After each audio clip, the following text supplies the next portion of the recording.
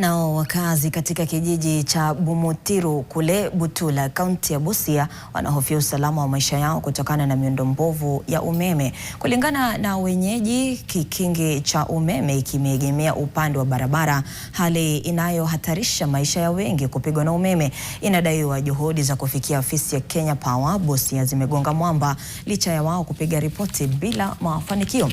Sasa wanaitaka afisi hiyo ya umeme kaunti ya Busia kufika katika eneo hilo kufanya ukarabati mara moja.